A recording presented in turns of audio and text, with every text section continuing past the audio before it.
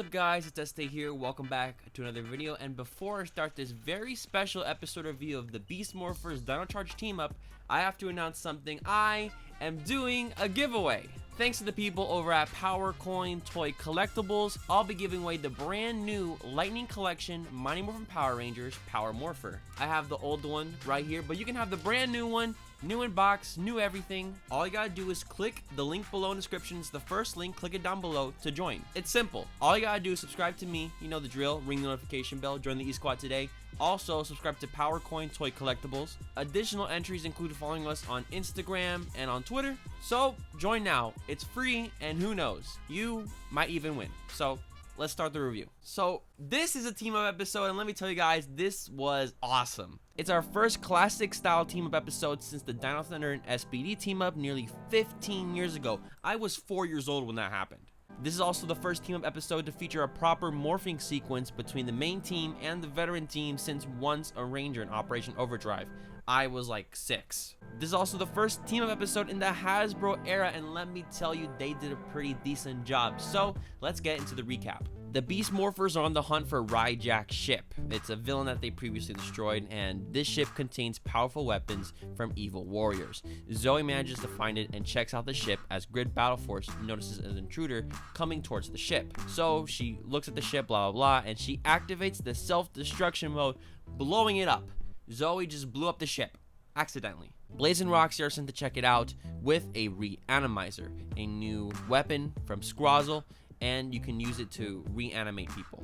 So, they found Snide's sword. If you don't know, Side is the guy who looks like Celltrax from Power Rangers Dino Charge. They found his sword and reanimated him, bringing him back to life. Zoe wakes up and finds the intruder as the other Rangers arrive on the site. She uses a compliance collar on the intruder, but it turns out to be Keeper, mentor of the Dino Charge Rangers. The others are, of course, disappointed in Zoe for using the collar on him, and they put him back in the truck to go back to base. But this truck got hijacked by a Vivix, and the 3 Beast Morphers Rangers chased the truck.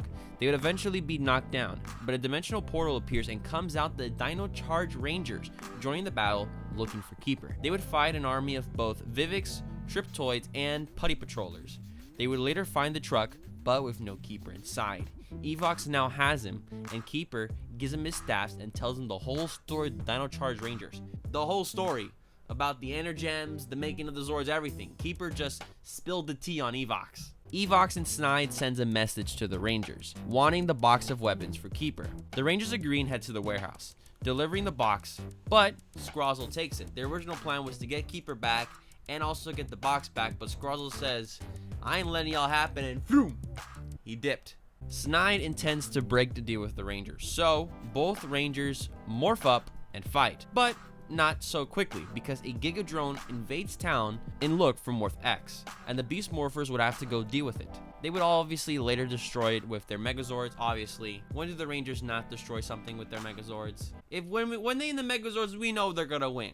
What's the point of a Megazord sequence? I'll talk about that later. Tyler calls in Riley and Shelby from their dimension, and now all 6 of the Dino Charge Rangers are here, and they would fight Snide, with Tyler going supercharge mode, or battleizer. I did a video about battleizers, by the way, go check that out. They should just call that a battleizer, by the way. It's clearly a battleizer, but that's a side note. But even with their most powerful attacks, especially their victory charger, Snide can't be defeated, because when they reanimated Snide, they made him much stronger than before.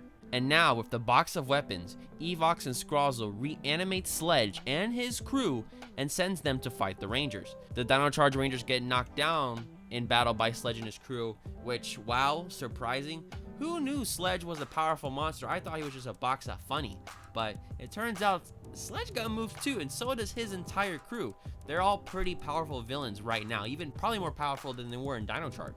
So, Dino Charge Rangers get basically beat by the crew. But the Beast Morphers come back in time to save them, blast the villains, and retreat. And also the villains go away. And also Zoe goes over to get Keeper back. They head back to base, they remove the compliance collar off Keeper, and the Dino Charge Rangers go back to their universe after thanking the Rangers, with Keeper disappearing wherever he goes. Keeper just said, thank you guys, goodbye I guess, and he just disappears, doing whatever Keeper does. Now the Beast Morphers Rangers are kind of in a pickle.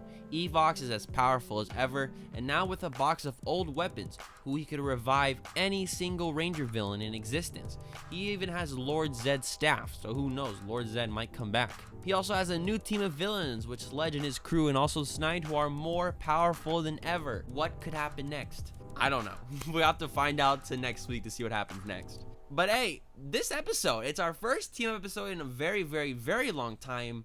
And for it to be our first team-up episode, it felt kind of rushed, let's be real. It's not a mere Beast Morphers Dino Charge team-up per se, even though they did morph up together, which is a really cool moment. I felt like this episode was just an opening to something much bigger on the way really soon. The team-up aspect would have been cool if the actors really interacted much more. They only really had a few scenes, the scene in the base, the scene in the warehouse. And that's really pretty much it. They didn't really interact much as we wanted them to, I guess. And because these two casts are both really good, they got the 4 main Dino Charge Rangers back: Tyler, Koda, Chase, Ivan. So those are the guys. They came back, so it would have been really good to see them interact a little bit more, but it's okay. With that being said, having only the 4 Dino Charge actors back was good, as it felt like none of them got tossed to the side and each one had the proper time in the spotlight. It was also good having the Green and Pink Ranger back, even though they weren't physically there.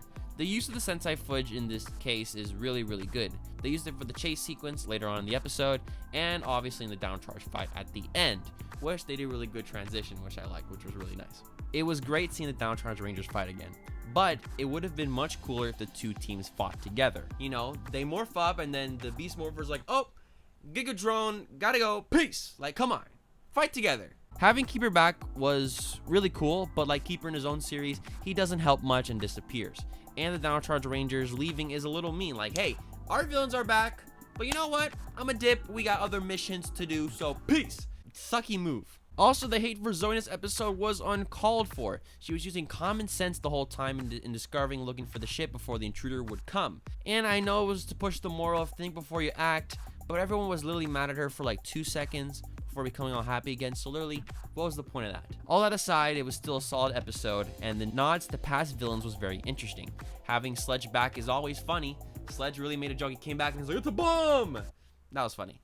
And the dynamic between both teams, albeit very small moments, played off really well. We had a nice joke between Koda and Steel, which was very nice to have. I can't wait to see what happens next. And that's basically it for this team up episode. What do you guys think of this team up episode? Was it good? Was it bad? How would you rank it in your favorite team up episodes? Beast Morphers and Dino Charge, that's really interesting. I wonder how the Ninja Steel Rangers feel.